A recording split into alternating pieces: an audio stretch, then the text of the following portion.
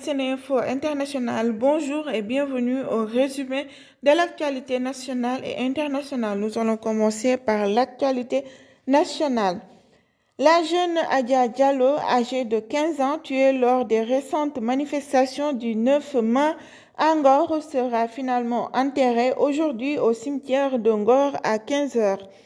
Nous présentons nos sincères condoléances aux familles éplorées. Les familles des personnes décédées durant les manifestations préparent une plainte collective contre l'État du Sénégal, nous annonce Seydi Gassama, qui est le responsable d'Amnesty Sénégal. Il affirme avoir constitué un pôle d'avocats qui travaille avec les familles pour porter l'affaire devant la Cour de justice de la CEDEAO et précise aussi qu'il ne s'agira pas de plainte contre X, mais plutôt d'une plainte collective contre l'État du Sénégal, source TFM.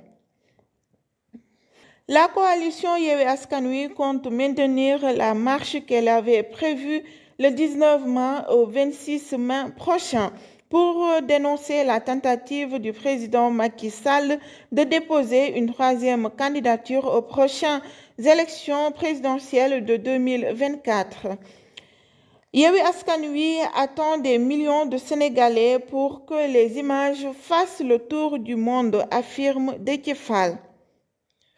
Toujours avec l'actualité nationale, les cours sont suspendus dans les écoles, établissements et centres de formation professionnelle sur l'étendue de la région de Ziguinchor du vendredi 19 mai au jeudi 25 mai 2023, lit-on dans le communiqué de presse signé par Cherfaï.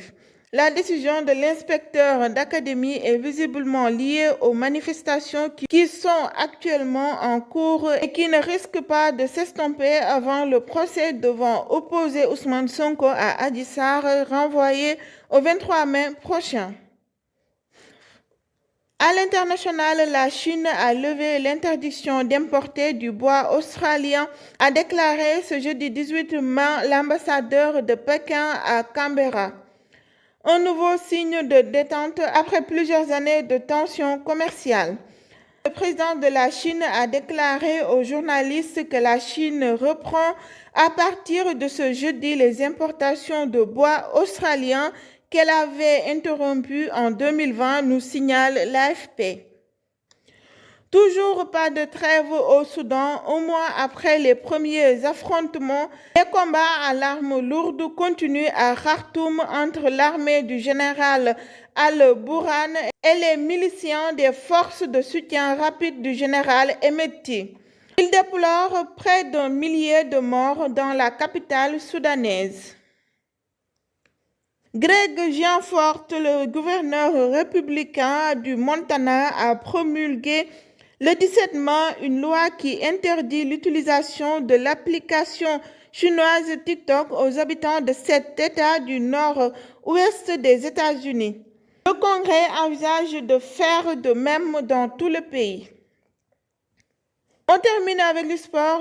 Ce mercredi, la CAF a jugé sur l'accusation de falsification de l'âge brandie par le Cameroun en annonçant la disqualification du Gabon de la Coupe d'Afrique des Nations pour l'édition 2023, ainsi que sa suspension pour l'édition suivante, après une confirmation de l'instance panafricaine sur l'éligibilité de Floris Diavé avec la sélection U23.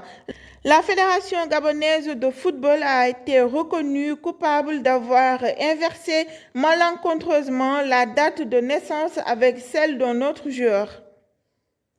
On termine toujours avec le sport. Manchester City a éliminé le Real Madrid en demi-finale de Ligue des Champions ce mercredi soir à domicile, en s'imposant largement par 4-0. En finale, Manchester City défiera l'Inter Milan le 10 juin 2023 à Istanbul, en Turquie. Internaute de Sénéinfo.net, Sénéinfo International, merci d'avoir suivi jusqu'à la fin. C'était tout pour aujourd'hui. askanu Sénégal ak bitim réew seen groupe d'information bi di Sen Info International ubbil na leen ay buntam ci www.seninfo.net ngir ngeen di mën di am bépp xeetu xibaar ca ba mu jotee ci ay anam yu wóor moo xam xibaaru politique la ci wàllu culture bi cosaan ak aada xibaaru tàggat yaram xibaaru diine ak lépp lu xew ci àdduna bi mën ngeen a abonné wu ci YouTube bu Sen Info International ngir xam li xew ci seen réew ak fépp ci àdduna bi seen groupe d'information Sen Info International ndimbalu askan wi moo ko tax a jóg.